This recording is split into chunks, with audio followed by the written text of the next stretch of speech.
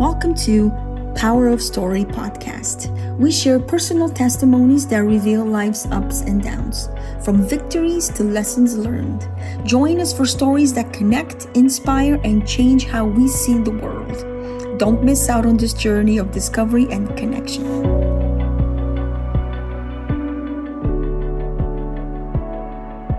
To Power of Story with your host, Noelia. Today we have another podcast host, Eloise.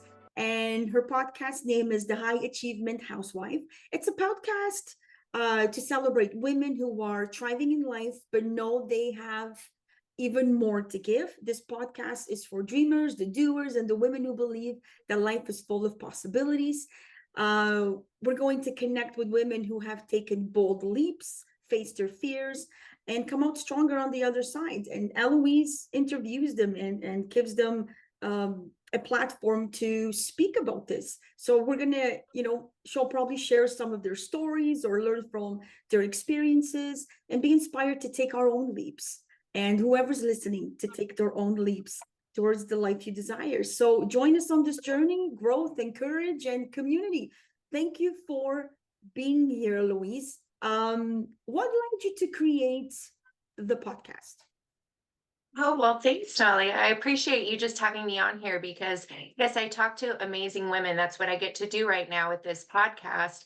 And my goal is for more women to hear their stories. And so, any opportunity I get to come on and, kind of talk about what these women are doing, because I started it about, even farther, about a year ago, I left a career of 16 years. I had been in the same nonprofit for, I guess, since I had been 22. And so that was a really big phase of my life, 22 to 38. But it was time for me to leave there. And so I left not knowing what I was going to be doing next. And at first I was a little nervous, but then I realized even with 16 years behind me, at age 38, I felt like, wow, I still have time to really do something else completely different, kind of have a whole nother career, a whole nother phase of life. And so I started thinking about all of my friends, what are they doing? And kind of, seeing on social media, women my age doing something brand new. And so I started getting really motivated by these women and thought, if they're doing something different in their 30s and 40s and 50s, why can't I? And so I thought, what do I want to do? And thought I want to share these stories because all of the women that I was thinking about, they were the ones who were motivating me to start something new, to not worry that I was turning 40 and I had just ended a career. They were so motivating to me that I really wanted to share their stories. So, without really any background in audio, visual, or anything like that, I just kind of thought, I want to share these stories. And if I do, then I'm doing what I'm supposed to be doing right now. So, yeah, we've got 16 episodes. Each one highlights a woman who is either doing something amazing or they're in a new phase of life. We have a 35-year-old who just started. She had been a hairdresser her whole career, and at age 35 she decided to be a firefighter, so she is now with the city as a firefighter. We just recently talked to a 71-year-old who competed in Miss Texas USA this summer, and she did a great job. She looks amazing, but she did that at age 71. I've talked to a woman who wrote a children's book. She'd always wanted to do it, but finally in retirement she had the time to do that. So even in the retirement phase, we're still, as women, able to do new things and create new things. And we don't have to be worried about, just because you're leaving a 16-year career doesn't mean that you don't have time to do something else great in your life too. Mm-hmm. And starting something new usually comes, I know, comes with doubt and uncertainties and can we do this and kind of, discouragement at times. How did you navigate those? And do you have like a great story of somebody that you just like, I don't know, shared something with you that just stood out? Well, I have a story of someone who stood out to say that it kind of broke me, not in the way that motivated me, but around the same time that I left my job. Part of it was because through my job, I was introduced to someone who just was not very motivational to me, made me feel very much like I was at the end of my career. I didn't really have anything left to offer. And I really let that get to me for a couple of months. And when I decided to do this podcast was really what got me out of that funk. I saw all these other women that were starting new things and going after new things, and I really wanted that excitement for myself. I could see how proud of themselves they were that they were starting a new business or their nonprofit finally got that 501(c)(3) license. And, I could see the accomplishments that they were having. And I realized that I had been very burned out at my last job. I didn't have that excitement anymore, and it was time for me to leave. And so almost the opposite, she was supposed to kind of come in and motivate me to get back on Mm-hmm. my job, but she helped me see that, I'd had a great 15 years, but I hadn't had a last great year. And because of that, it made it okay. It was time to leave. And so I just think that what I've noticed a lot with women now, talking to them too, through doing the podcast, is that we all kind of can feel when it's time. If someone had told me 2 years ago that I wouldn't be working where I was and that I'd be hosting a podcast, I'd be like, "No, that's not in my path, thank you." I was perfectly happy at my role, but, when it's time and you'll feel it, and I just want women to hear the stories that the other women have and start to kind of trust that feeling that, you know what, I am burned out. I'm not happy anymore. It's okay that I'm not happy at this anymore. We change as people, we grow as women. And so I started that job when I was 22 and I'm about to be 40. No wonder it's not, giving me the same fulfillment that it did at the time. So it's okay to grow, it's okay to change. And I'm learning that from these women. And it's just very inspiring for my own journey. And I Yeah. think, getting to hear these stories week after week keeps encouraging me. Yeah, and I can relate to that. Sometimes we obviously we work because we need to pay the bills, and that's all Right. and that's all it becomes, right? You got to work, you got to pay the bills. This is what you got to do, even if we're not happy, even if, like you said, burnt out or overwhelmed. I got to bring this paycheck. I got to bring this paycheck, and kind of like yourself, I did make a career move last year, and it was hard. Like I had doubts. I went from healthcare to software, and I'm like, there is no way I'm going to learn how to deal with software and tech. And I mean, customer service, yeah, bring it on, I can do that. But when it came down to a computer and to learn all the concepts and all the things that come behind it, I didn't think I was capable of doing so. So if I hadn't gone a push, like, yeah, you know what, you can actually do this. Like if you have the motivation and you have the strive and you position yourself one with the right attitude, because it starts in our minds, right? Like, I can do this. I'm So 47. does, yes. I can do this, and give it a chance. And let's just say that, you know what, I took a leap of faith. I embraced it. I did it, and it didn't work out after a year. But you know what? At least I tried. That's not the case. I'm so happy that I did do it. But then we I think sometimes, and I'm just going to relate to women, we have children, and those that don't have children, I think we just get into that mentality, we're providers, we need to stay in a position where we care for everybody. I know I didn't pursue my career because I wanted to take care of my kids. I have 3 boys, so I didn't want them to go to babysitters. One, because it's so expensive. Two, because I wanted them to be with mom and dad. So I gave up whatever dreams I had. I started working night shifts so we could both take care of our kids. But then I'm looking at myself, I'm like, I'm 46, and I'm thinking, like, is this it? Night shift? Is this all I'm gonna do? Like, I'm not gonna grow. And then again, just someone encouraging you, just be in the right place in the right community. What a difference that makes, right? So I'm so glad that you get to, one, encourage people, and two, that people can change because they get to listen to you, and they'll be like, you know what, because of Eloise, you know what, I'm going to take that, I'm going to take that first step towards something unknown, but I'm going to do it. So that's fantastic. And now I have a question. How has empowering others through whatever you're doing right now impacted your own personal life? Yeah, so it's I love that you said that it starts with mindset because when I was going through all of this a year ago, I was fortunate enough to go through it with a transitional life coach.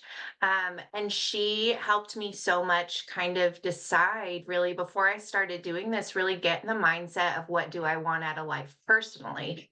And because my profession really does impact how I feel personally, I want my job to mean something. I want to feel fulfilled at the end of the day. I want to feel like I'm contributing more than just my job, but that my job is doing something. And so we really work to figure that out and kind of think, what could I do in life that would attract all of those things, positive things to me? And I've just kind of noticed within the last few weeks how for example, I was invited to 2 different events last week as a guest. Both of them happen to be women nonprofit events where they support women in different scenarios. And 2 business owners had purchased tables as sponsors, and they thought of me and thought I would probably be a good guest because I do support women and I love to look for new opportunities to support women. So they asked me to sit at their table with them, and Good. I was just reflecting on it the other night that it's because I have really thought about what I want my podcast to be. And I've tried really hard to stay true to that, that it's not about me, it's about the other stories. I want to get those stories out because they motivated me so they can motivate other women. And so these women are not necessarily inviting me to the dinners because they think I'm amazing, but they're saying, I think there's women here that you would want to talk to for your Mhm. podcast. So, for professionally to be put in a scenario that personally fulfills me, going to those dinners and meeting those women, that really truly brings me joy. And the fact that I get to do it because someone heard my podcast and thought, oh, Eloise supports women, she would be a really good guest. That's just been really fulfilling to me. And that is something that I remember, over a year ago, just thinking about with my life coach that, oh, that I didn't even know what it would look like. I just knew how it would feel. And these last few weeks, I've been starting to get those feelings. So I definitely know that I'm on the right track. That's good. You mentioned a life coach. Mhm. I mean, I think that's fantastic. But what made you get a life coach? Because that's a big step. It was a big step. So I guess because I was feeling that kind of panic of I've had a great 15 years at this career. Why is this last year so difficult for me?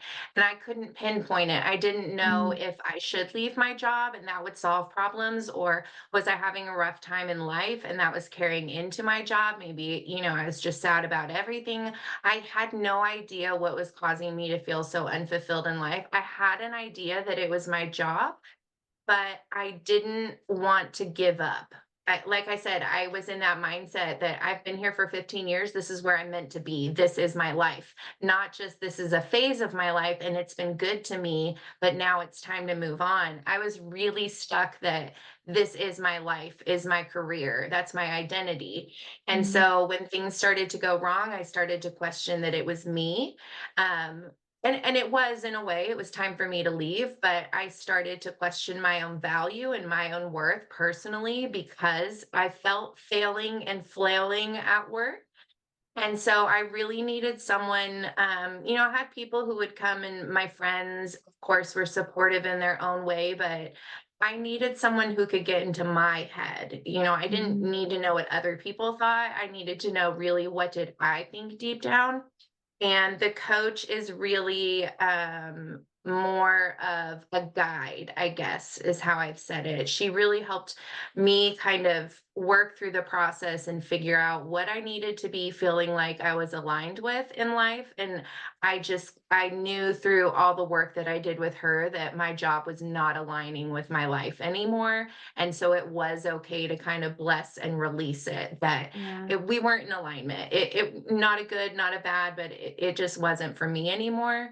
And if that's what was causing me so much self-doubt and my self-worth dropping, then it was okay to go ahead and leave.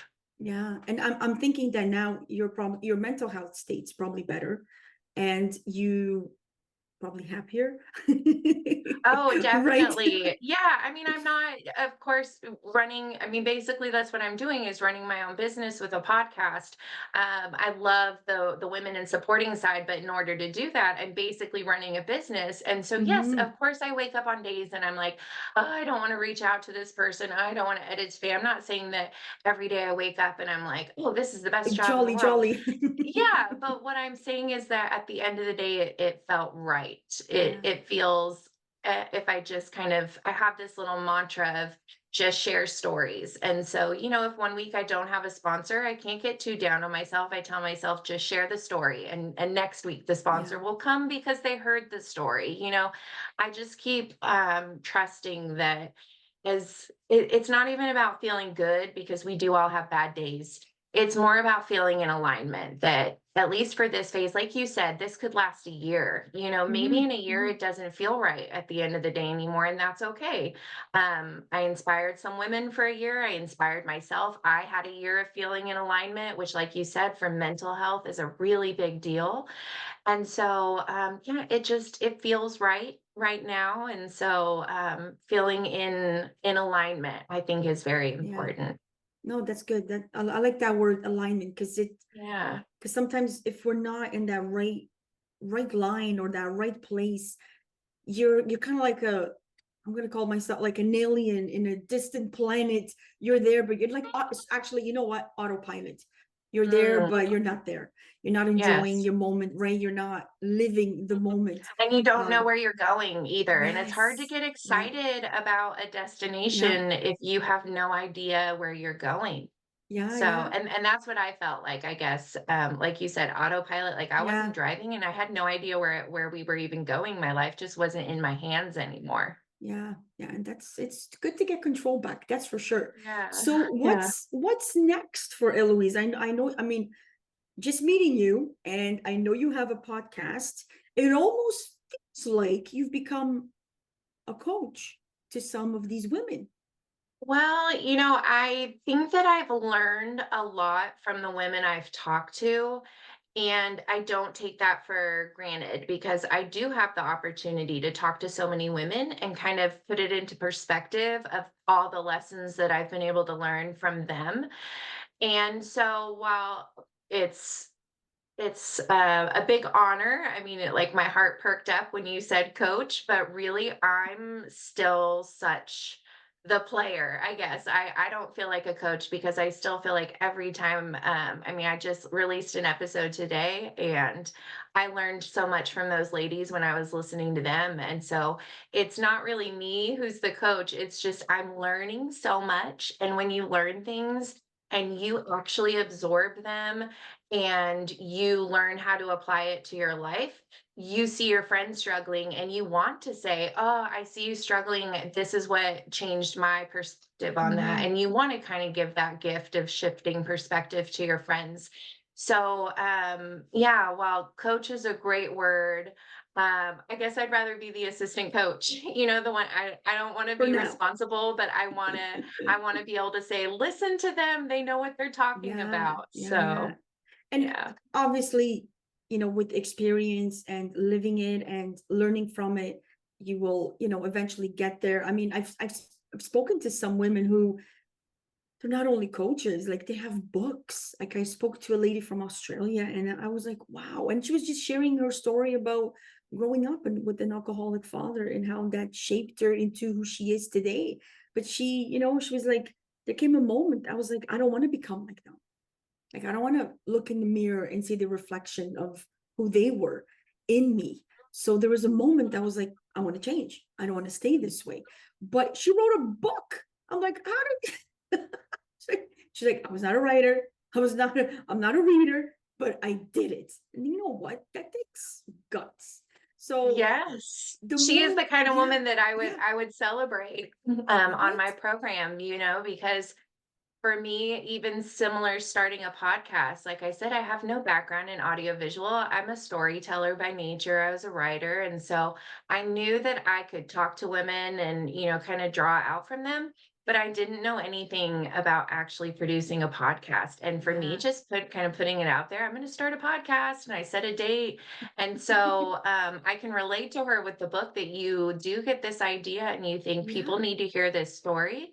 And for some reason, she was called to share it through a book. And once she committed and got excited about it, and also that's the advice that I give people, is set a start date, set an actual date, because you have to make it real to yourself. When she started writing a book, if she just kept saying every night, I'm going to write a book tomorrow, I'm going to write a book tomorrow.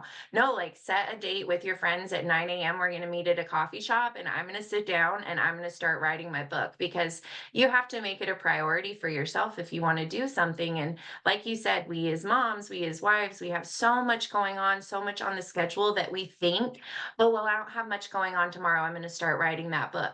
But then I know me personally, I'll wake up and be like, I don't have anything to do today. I'm going to go back to sleep, or I'm going to catch up on my TV shows. And so, but if I have scheduled, I'm going to get out of the house at night. Tomorrow is write a book day. I'm not getting Yeah. paid for it yet, but tomorrow is write my book. Yeah. And so Yeah. that's what I've learned a lot too. Like the girl who she joined the fire department. It wasn't until she turned in her application that it became real. She could have sat around for a long time thinking, I'm going to be a firefighter, but until she turned in that application, it was not real for her. Yeah, that's amazing. I have a question. Have you ever had moms who with small children who might be, like I shared, conflicted? Do I like, is it okay for me, obviously not neglect your children, but do you know what I mean? Like put him in daycare and take care of me, because that is a struggle. And I feel like I'm Portuguese and you grow up differently. Different cultures are different.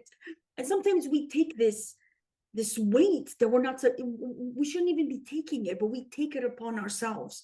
So have you ever had anybody, kind of like, I want to do something, I want to take that leap, but I'm kind of scared because I still have kids and I don't want to kind of look like the neglecting mom kind of thing?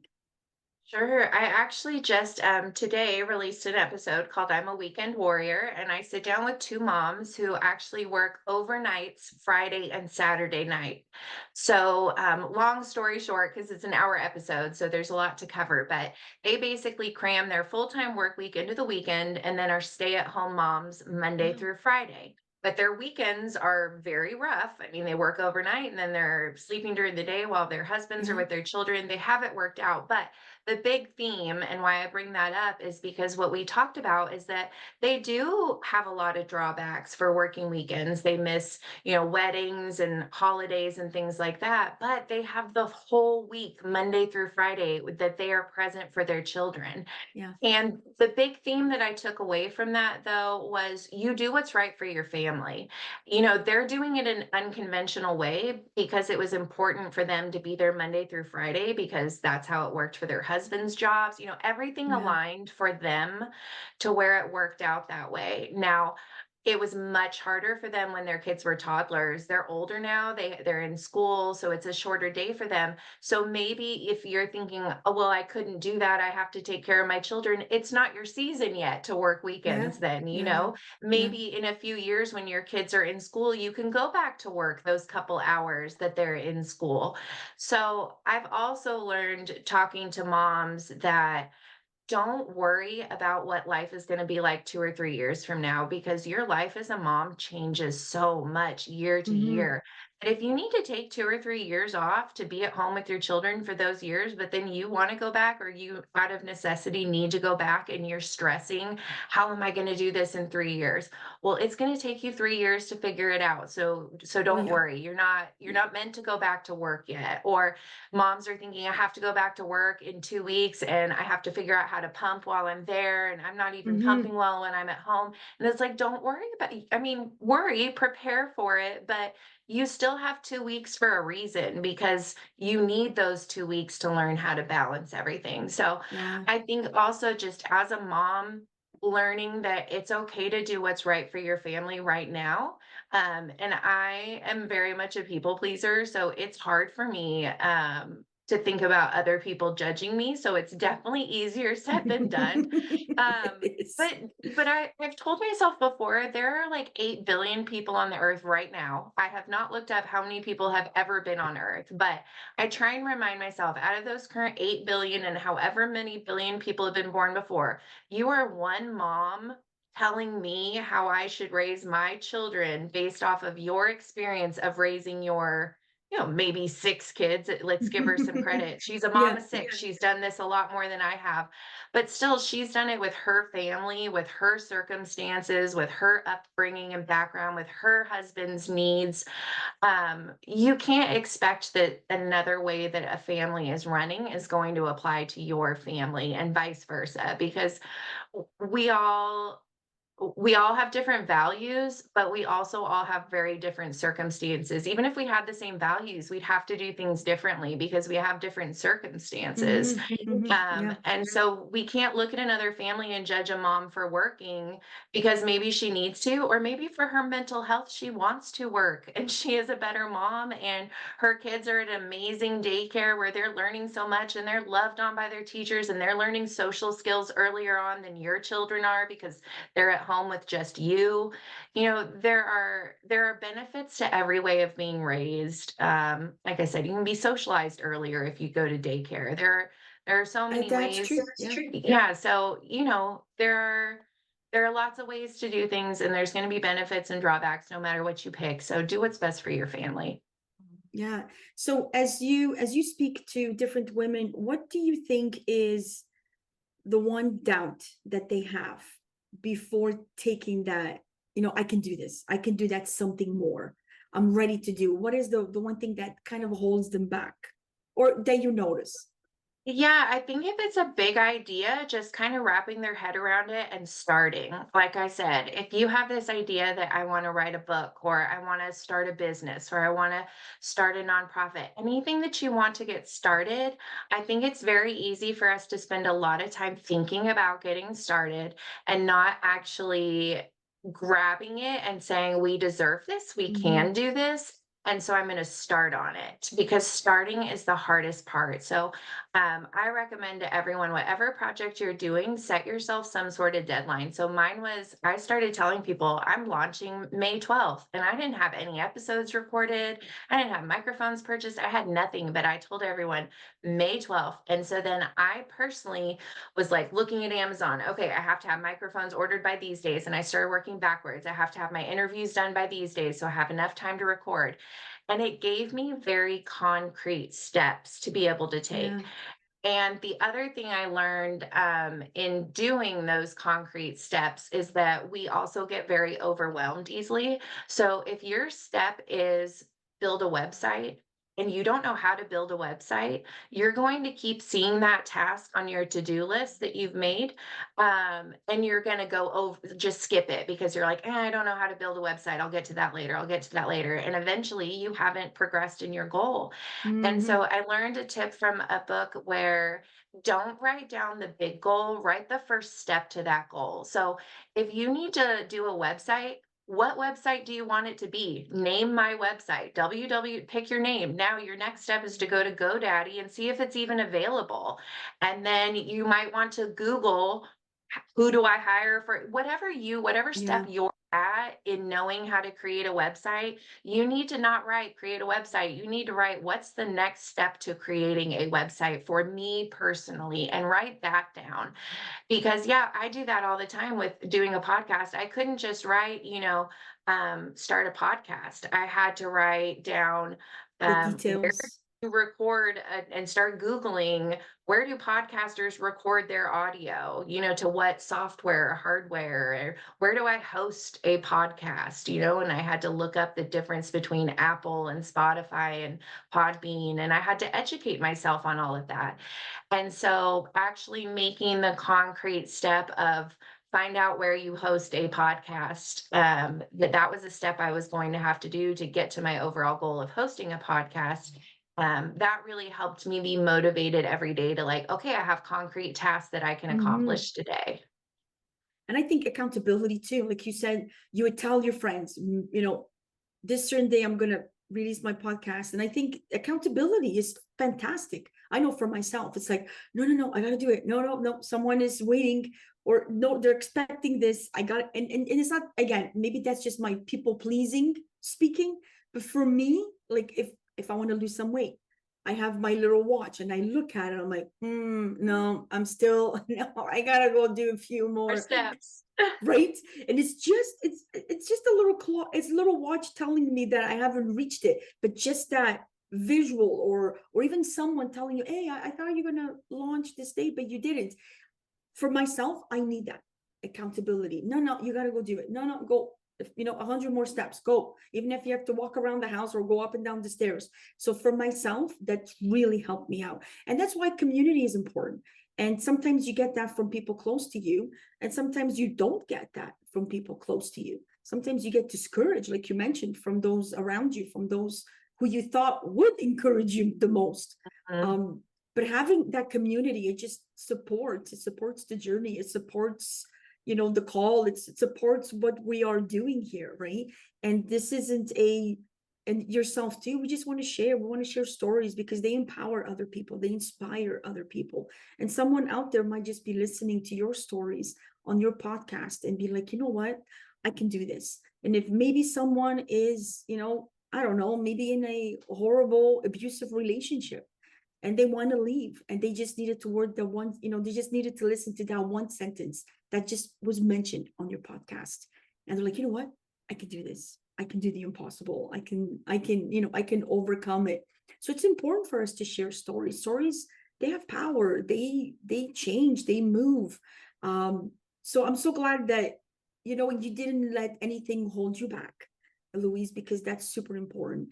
And congratulations on your 16 episodes. I'm positive that you're going to keep inspiring people, and just keep growing. And honestly, I wish you all the best. I hope that you keep doing so, and you get more sponsors. If anybody's listening to the podcast today and you want to sponsor Eloise, please do so, because her heart is in the right place, and she wants to motivate women to achieve their goals, and just help. It's a calling, like I said, it's a calling for help. And there's people out there who are calling for help, but they don't know what number to call, so they might just come across your podcast. So to end, is there anything that you want to add to it? Is I Sure. I don't want to leave without giving you that chance.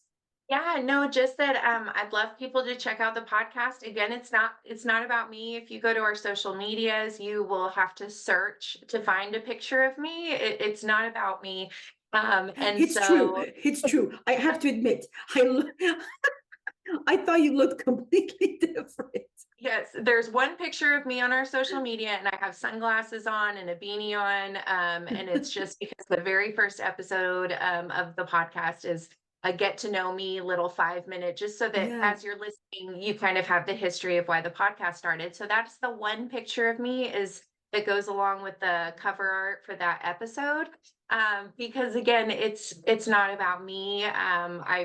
Even my name, you said it's hard to connect my name on Yes. social media Yes. to the podcast because I really don't want it to be about me. The posts, if you follow us, I would encourage you to follow us on social media at the High Achieving Housewife, because that is where you can access all of these stories and see pictures, Mhm. beautiful pictures of the women who are coming on, and just connect with them, look into their eyes, and really makes it come to life when you can kind of see who's talking. And so that's on all of our social medias. And then from there, you can listen to all of the episodes because they really are some great, inspiring women.